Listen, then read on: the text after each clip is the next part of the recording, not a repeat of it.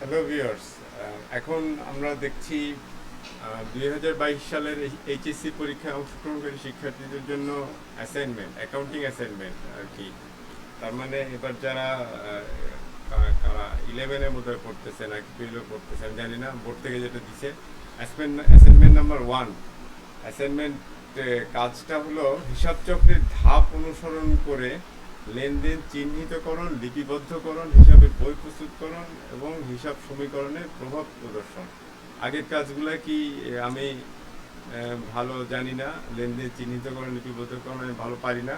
হিসাব সমীকরণের প্রভাবটা আমি দেখানোর চেষ্টা করতেছি। ভুল ত্রুটি হলে আমাকে কমেন্টে জানালে আমি ঠিক করে দিব। হিসাব সমীকরণে প্রভাব দেখব। প্রথমে বলতেছে গৌতম এন্টারপ্রাইজ, আমরা ধরে নিচ্ছি একটা ব্যবসা, এর 31 জানুয়ারি 2021 সালের হিসাব উদ্বৃত্তগুলো নিম্নরূপ ছিল। উদ্বৃত্ত বলতে আমি বুঝে নিচ্ছি যে ব্যালেন্সগুলা এরকম ছিল। নগদ ছিল প্রথমে বলতেছে 80,000 টাকা। তো আমি একটা সমীকরণের মতো তৈরি করছি। এই পাশে আমার অ্যাসেট, এই পাশে লায়াবিলিটি, ইকুইটি, আর তার সাথে আছে কমেন্ট। অ্যাকাউন্টিংয়ে কমেন্ট থাকে না ফাইনাল রিপোর্টে। তো প্রথমে বলতেছে 80,000 টাকা তার নগদ ছিল 31 জানুয়ারি 2021 তারিখে। জানুয়ারি মাসের শেষে নগদ ছিল 80,000 টাকা। আমি তাহলে এখানে এই ক্যাশে লিখলাম 80,000 টাকা। এটা ক্যাশ, আমার সম্পদ। অ্যাসেট সাইডে 31/1/2021 তারিখের ডেটে আমি লিখতেছি 80,000 টাকা। আমি লাল করে দিলাম, 80,000 টাকা আমি নিয়ে ফেলছি। তারপরে বলতেছে অফিস সরঞ্জাম ছিল 30,000 টাকা। অফিস সরঞ্জাম অ্যাসেট সাইডে আমি ধরে নিচ্ছি 30,000 টাকা। আর বলতেছে দেনাদার 40,000 টাকা, মানে আমি মানুষের কাছে পাবো 40,000 টাকা। আমি দেনাদার হিসাবে ধরে নিচ্ছি 40,000 টাকা। তারপরে আর বলতেছে পাওনাদার 45,000 টাকা। আমি পাওনাদারে বসায় দিচ্ছি 45,000 টাকা। তো আমি আমার অবস্থানটা হলো এই জায়গাটায় আছে অ্যাকাউন্ট্যান্ট, এই মাঝখানটায়। আমার কাছে বাম দিকে আছে সম্পদ, ডান দিকে আছে আমার সমস্ত লায়াবিলিটি, এবং মালিকের কাছে আমার যে লায়াবিলিটি মূলধন। তো এই পর্যন্ত আমরা বুঝতে পারতেছি এখানে আমার এইগুলো অ্যাসেট আছে। এইগুলো অ্যাসেট, যেটার মোট পরিমাণ দেখতেছি আমি 1,50,000 টাকা। আর এই 50,000 টাকার 1,50,000 টাকার এগেইনস্টে আমি দেখতেছি আমার পাওনাদার পাবে 45,000 টাকা। 45,000 টাকা। আর এখানে হলো আমার মালিকানা, তার মানে আমার অ্যাসেট আছে 1.5 লাখ টাকা, পাওনাদার পাবে 45,000 টাকা। সেখান থেকে আমি বেসিক মূলধন ইকুইটি কত ছিল সেটা বুঝতে পারতেছি যে এটা হবে 1,05,000 টাকা। এই মূলধন আর পাওনাদার এই দুইটা মিলে আমার অ্যাসেটের সমান হবে। 1.5 লাখ টাকা আমার হাতে আছে। ফাইন, ওকে। তারপরে কি বলতেছে? তারপরে বলতেছে ফেব্রুয়ারি মাসে তার ব্যবসায় সংঘটিত ঘটনাগুলো নিম্নরূপ। কি কি ঘটনা আমরা ভালো করে বুঝতে পারলে ডেবিট ক্রেডিট সব আমরা বুঝতে পারবো। ফেব্রুয়ারি 1, দক্ষ ম্যানেজার 20,000 টাকা বেতনে যোগদান করেন। ম্যানেজার যোগদান করছে, এটা আমার কাছে কোনো লেনদেন না, কারণ যোগদান করছে করুক গা, একটা করুক না 3টা করুক গা, কোনো ব্যাপার না। তারা যখন বেতন দিব আমি তাদেরকে, আমি অ্যাকাউন্ট্যান্ট, আমি তখন এটা আমার হিসাবে নিব। ওকে। তো এটা আমার কাছে প্রথম যে লেনদেনটা দেখাচ্ছে 1 ফেব্রুয়ারিতে, এটা আমার কাছে কোনো লেনদেন না, আমার ক্যাশ আসেও নাই যায়ও নাই, এটা আমি লিখে দিচ্ছি লেনদেন না, আমি লাল করে দিলাম। আর আগেরটা আমি বলছিলাম মন্তব্যতে ছিল জানুয়ারি 1, 2021 তারিখে হিসাব সমীকরণটা এরকম ছিল। এটা আমি বলে দিচ্ছি জানুয়ারি মাসের লাস্ট ডেতে। এটা হলো আমি রেড করে দিলাম। ওকে। তারপরে 1 ফেব্রুয়ারি যে ঘটনা সেটা আমি বলে দিলাম লেনদেন না। আচ্ছা, তারপরে কি হয়েছে? তারপরে 5 তারিখে 13% প্রদেয় নোটে স্বীকৃতি, মানে আমি কারো কাছ থেকে লোন নিলাম ব্যাংক থেকে 13% রেটে, এটা হলো 50,000 টাকা। তো কত পার্সেন্ট রেটে এটা আমি পরে যখন কিস্তি দিব তখন হিসাব করবো, আপাতত আমার চিন্তা করার দরকার নাই। তার মানে 50,000 টাকা আমি ক্যাশ পাচ্ছি, আর এই লোনটা এটা আমার লোন, আমার এই টাকাটা শোধ দিতে হবে। আমি কি করলাম, 5 তারিখের ডেটে আমি ক্যাশ পাইছি 50,000 টাকা, আমি নগদ 50,000 টাকা ডেবিট করে দিলাম, নগদের মধ্যে ঢুকাই দিলাম। আর এটার জন্য আমার একটা দায় তৈরি হলো 50,000 টাকা, আমি দায়ের মধ্যে সেটা ঢুকাই দিলাম প্রদেয় নোটের আন্ডারে। প্রদেয় নোট বা ব্যাংকের দেনা, এই ধরনের কিছু আমি বলতে পারি এরকম। ওকে, আর কমেন্টে আমি বললাম নোটের স্বীকৃতি দানের মাধ্যমে ব্যাংক থেকে ঋণ গ্রহণ, এইখানে এই কথাগুলো আছে। আমি নোট পেয়েবল সাইন করে ব্যাংক থেকে 50,000 টাকা লোন নিয়ে নিলাম। আচ্ছা, তারপরে কি হয়েছে, বলতেছে 6 তারিখে আমি 3 মাসের শোরুমের ভাড়া দিলাম 15,000 টাকা, অগ্রিম ভাড়া দিলাম। অগ্রিম ভাড়া দেওয়ার কারণে আমার সম্পদ বা অ্যাসেট অ্যাডভান্স রেন্ট তৈরি হলো। আমি কি করলাম, 6 তারিখের ডেটে আমার অগ্রিম ভাড়া দিলাম। কোত্থেকে দিলাম, আমি তো অবশ্যই ক্যাশ থেকেই দিলাম। আমি ক্যাশ থেকে কমায় দিলাম 15,000 টাকা। আর এর কারণে আমার অগ্রিম ভাড়া একটা হেড তৈরি হলো, সেখানে আমার আরেক ধরনের সম্পদ তৈরি হলো ক্যাশের বদলে। এটাও ক্যাশের মতোই আমার অ্যাডভান্স রেন্ট, একটা অ্যাসেট।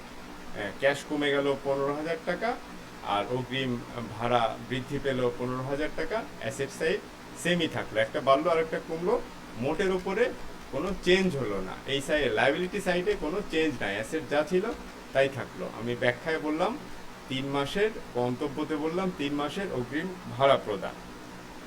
আচ্ছা, এটা গেল আমার 6 তারিখ। তারপরে 6 তারিখের পরে 12 তারিখে বলতেছে ইন্স্যুরেন্স প্রিমিয়াম প্রদান।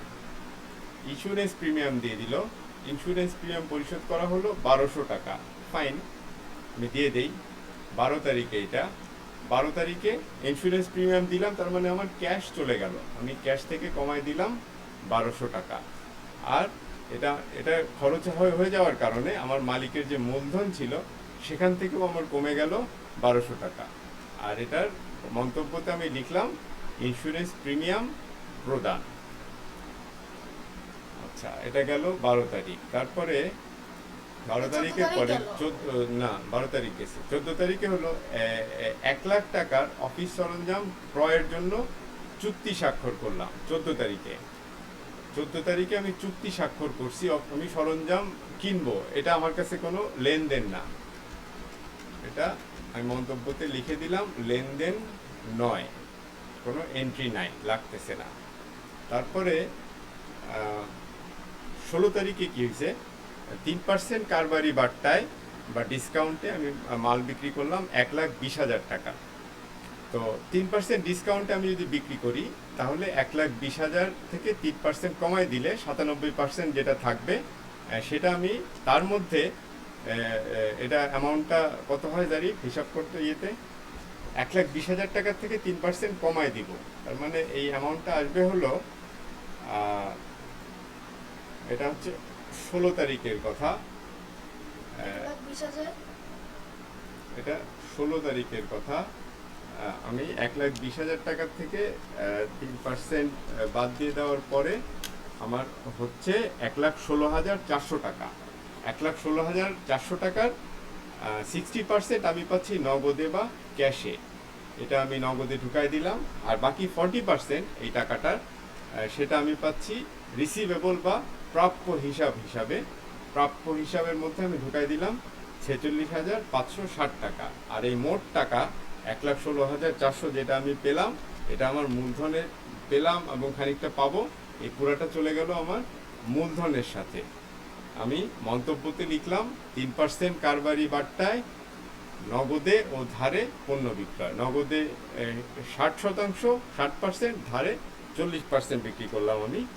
এটা গেল 16 তারিখ। তারপরে 18 তারিখে বলতেছে মালিক কর্তৃক নগদ উত্তোলন করা হলো 30,000 টাকা। এটা হলো 18 তারিখে। 18 তারিখে আমি কি করলাম, 18 তারিখে আমার নগদ কমে গেল 30,000 টাকা। আমি ক্যাশ থেকে কমায় দিলাম 30,000 টাকা। আর আমার মালিকের যে মূলধন ছিল সেখান থেকেও আমার কমে গেল 30,000 টাকা। আর এটার মন্তব্যতে আমি লিখলাম মালিক কর্তৃক নগদ উত্তোলন। আচ্ছা, তারপরে 18 তারিখ গেল। 20 তারিখ একজন দেনাদারের নিকট থেকে 30,000 টাকা পাওয়া গেল। দেনাদারের কাছ থেকে 30,000 টাকা পেলাম 20 তারিখ। 20 তারিখে দেনাদারের কাছ থেকে 30,000 টাকা পেলাম। তাহলে আমার 30,000 টাকা নগদে বেড়ে গেল। আর আমি এর আগে যে বাকিতে বিক্রি করছিলাম 3% বাড়টার সময়, ওইখানে যে 40% টাকা বাকি ছিল ওইটার থেকে আমি 30,000 টাকা কমায় দিলাম। আগে আমার পাওনা ছিল 46,560 টাকা, সেখান থেকে আমি 30,000 টাকা পেয়ে গেলাম। আমি তাহলে ক্যাশ বাড়ালাম 30,000 আর প্রাপ্য হিসাব থেকে কমায় দিলাম 30,000 টাকা। দুটাই অ্যাসেট সাইডে এন্ট্রি হলো। এখানে মূলধন বা অন্য কোথাও কোনো আগে ক্যাশ পাইছিলাম, আরও পাওনা ছিল, এখন ক্যাশ বাড়লো, প্রাপ্য টাকা কমে গেল। লাইবিলিটি সাইডে কোনো ইফেক্ট নাই। মন্তব্যতে বললাম দেনাদারের কাছ থেকে টাকা পাওয়া গেল। আচ্ছা, এটা গেল 20 তারিখ। তারপরে 22 তারিখে বলতেছে প্রাপ্য বিলের মাধ্যমে পণ্য বিক্রয় করা হলো 5,000 টাকা। মাল বিক্রি করলাম প্রাপ্য বিলের মাধ্যমে 5,000 টাকা। এটা হলো 22 তারিখের কথা। প্রাপ্য বিল, আমি টাকা পাই নাই, আমি প্রাপ্য বিল একটা খাত তৈরি করলাম। এখানে আমি যোগ করলাম প্রাপ্য বিল বা বিএস রিসিভেবল।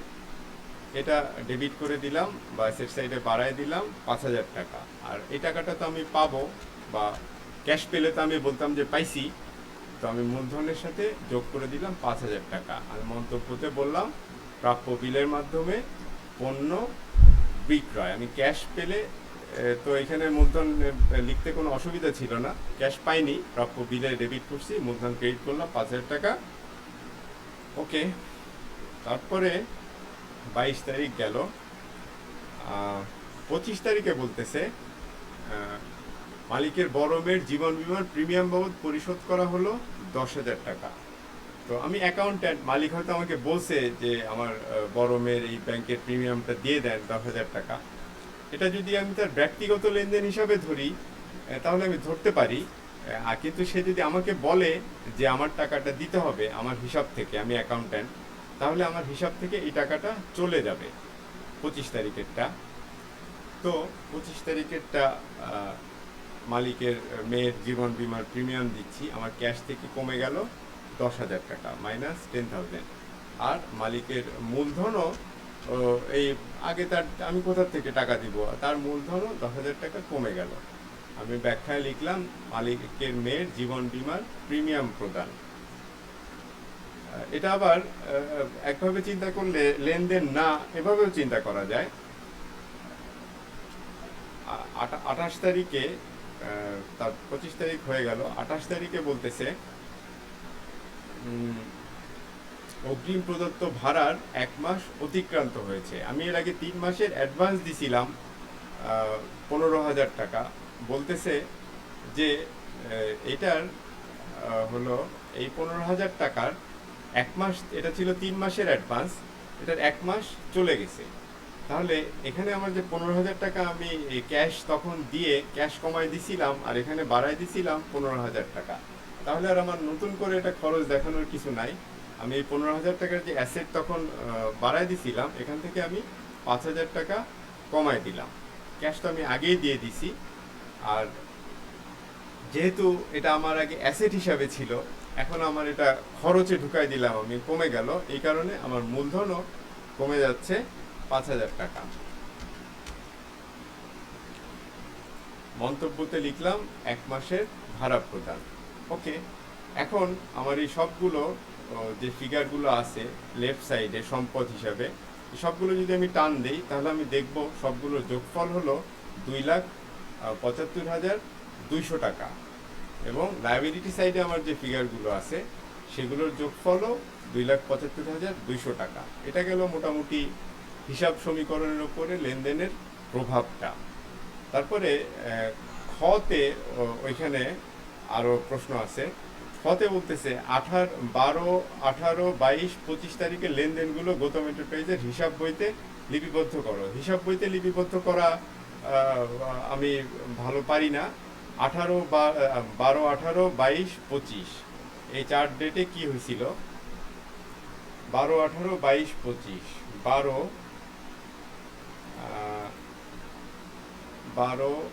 18, 22, 25 এই 4টা ডেট নিয়ে আমাদের কাহিনী। 12 তারিখে কি হয়েছিল? 12 তারিখে আমি 1200 টাকা দিয়ে দিছিলাম। কি বাবদ যেন? 12 তারিখে এখানে অ্যাডভান্স রেন্ট লিখে রাখছি কেন? 12 তারিখে এটা 6 ভুল হচ্ছে কিছু। 5, 6 আচ্ছা এটা হিসাব সমীকরণে করাই আছে। 5, 6, 18, 5, 6, 16, 28, 5, 6, 16, 28, 5, 6, 16, 28 সবগুলো হিসাব সমীকরণে প্রভাব দেখানোই আছে। তারপরে বলতেছে 12, 18, 22, 25 তারিখে লেনদেনগুলো গৌতম এন্টারপ্রাইজের হিসাব বইতে লিপিবদ্ধ করো। 12, 18, 22, 25-এ ডেবিট ক্রেডিট কোন কোন হেডের মধ্যে হয়েছিল এটা আমরা বুঝতে পারলে আমরা বুঝতে পারবো কোন কোন বইতে কি এন্ট্রি যাবে। 12, 18, 22, 25, 12, 18, 22, 25, হ্যাঁ এই 4টা। 12 তারিখে আমি 1200 টাকা দিছিলাম কি বাবদ যেন? 12 তারিখে আমি কি বাবদ দিছিলাম? 12 তারিখে আমি ইন্স্যুরেন্স প্রিমিয়াম দিছিলাম হলো 1200 টাকা। 12 তারিখে তাহলে এই বির উত্তরটা 12 তারিখে হলো আমি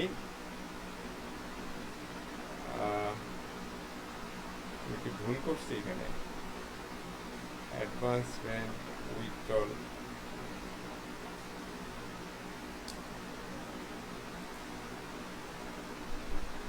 আচ্ছা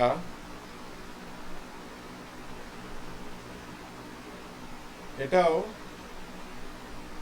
12, 18, 22, 25 12 তারিখে সে ক্যাশ ক্রেডিট হয়েছিল আর 12 তারিখে ইন্স্যুরেন্স প্রিমিয়াম দিছিল। তাহলে আমি ইন্স্যুরেন্স 12 তারিখে 1200 এখানে ইন্স্যুরেন্স প্রিমিয়াম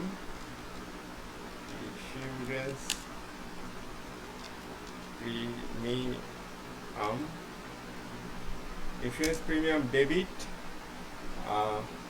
12 তারিখে এটা হচ্ছে 1200 ডেবিট 1200 আর আমি ক্যাশ ক্রেডিট করছিলাম। ইন্স্যুরেন্স প্রিমিয়াম ডেবিট করব 1200 আর ক্যাশ ক্রেডিট করব 1200।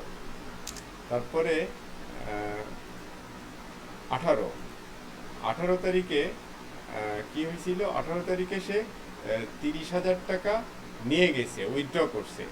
তাহলে আমার উইথড্রল ডেবিট 30,000, উইথড্রল ডেবিট 30,000 আর ক্যাশ ক্রেডিট 30,000। ক্যাশ থেকে চলে গেছে 30,000, উইথড্রল ডেবিট হয়েছে 30,000। এটা হলো 18 তারিখে। তারপরে 22 তারিখে কি হয়েছিল? 22 তারিখে 5,000 টাকা প্রাপ্য বিল। তাহলে আমার বিএস রিসিভেবল ডেবিট হয়েছিল 5,000 টাকা আর আমার ক্যাপিটাল ক্রেডিট হয়েছিল 5,000 টাকা। BS receivable debit 5,000, capital credit 5,000। তারপরে বলতেছে 25 তারিখ। 25 তারিখে কি হয়েছিল? 25 তারিখে ওই মালিকের মেয়ের জীবন বীমা প্রিমিয়ার বাবদ আমার 10,000 টাকা দিতে হয়েছিল। এটা আমার উইথড্রল দেখানো ছাড়া উপায় নাই। আমি উইথড্রল ডেবিট করে দিছি 10,000 টাকা আর ক্যাশ ক্রেডিট করে দিছি 10,000 টাকা। আমার এই ট্রানজ্যাকশনগুলো তোমাদের বইয়ের সাথে ঠিকমতো নাও মিলতে পারে। অ্যাকাউন্টিং অনেকভাবেই চিন্তা করা যায়। যাই হোক, এটা আবার ঠিক হতেও পারে। ওই খতিয়ান বই না কি বলছো, এটা কেমনে ম্যানেজ করে আমি জানি না। সিতে বলতেছে সংশ্লিষ্ট খতিয়ান হিসাব প্রস্তুত করো। আমি একটা করছি। সংশ্লিষ্ট খতিয়ান বা টি অ্যাকাউন্ট হিসাবে আমরা এরকম বুঝি। আমরা ক্যাশটা ভাবি, ক্যাশ আমার শুরুতে ব্যালেন্স ছিল ৮০,০০০, এই যে ৮০,০০০, শুরুতে ক্যাশে ব্যালেন্স ছিল ৮০,০০০। তারপরে কি হয়েছিল, এটাতে ৫০,০০০ টাকা বাড়ছিল, ঢুকছিল, আমি ডেবিট করে দিলাম ৫০,০০০ টাকা। তারপরে আবার ১৫,০০০ টাকা কমে গেছে, কমে গেলে ক্যাশ অ্যাসেট সাইড কমে গেলে আমি ক্রেডিট করে দিছি ১৫,০০০ টাকা। তারপরে আবার আরও দিছি ইন্স্যুরেন্স প্রিমিয়াম ১২০০ টাকা, ১২০০ ক্রেডিট করে দিছি। তারপরে আমি নগদে মাল বেচছি, ওই যে বাট্টায় না কিসে 60%, ওই টাকাটা পাইছি, ওইটা ডেবিট করে দিছি ৬৯,৮৪০ টাকা। তারপরে আবার ৩০,০০০ টাকা আমার ক্রেডিট হয়েছে, ৩০,০০০ টাকা মালিক তুলে নিয়ে গেছে, ক্যাশ থেকে কমে গেছে, ক্রেডিট করে দিছি। তারপরে আবার কোথা থেকে যেন ৩০,০০০ টাকা পাইছি, ওটা ডেবিটে অ্যাড হয়েছে, ৩০,০০০ টাকা বাড়ছে, এবং ফাইনালি আবার ১০,০০০ টাকা মালিকের মেয়ের জীবন বিমা বাবদ দিয়ে দিছি, এটা ক্রেডিট করে দিছি। এবং দুইটা ব্যালেন্স করলে, লেফট রাইট চেক করলে আমরা দেখতে পারবো যে ক্যাশের এখন ব্যালেন্স আছে ১,৭৩,৬৪০ টাকা। এবং এখানেও আমরা যে ইকুয়েশনে যেটা করছিলাম, এখানেও ব্যালেন্স ছিল ১,৭৩,৬৪০ টাকা। জিনিসগুলো কি বলবো, ডেবিট ক্রেডিট তোমরা বোঝো কিনা জানি না, তাহলে আমরা মোটামুটি বুঝতে পারতেছি যে আমাদের ইকুয়েশন ঠিক আছে, হিসাব সমীকরণের প্রভাবটা আমরা দেখাইছি। আর তারপরে লাস্ট যেটা বলতে, যে হিসাব চক্র চিত্র সহ, এটা আমি ভালো মতো বলতে পারতেছি না এটা কোন জিনিসটা। তোমরা যদি আমাকে কমেন্টে কাইন্ডলি একটু জানায় দাও, আমি তাহলে সেই অনুযায়ী চেষ্টা করতে পারি, অ্যাডিশনাল ভিডিও আমি দিয়ে দিতে পারি। তো আজকে এই পর্যন্তই। Thank you all.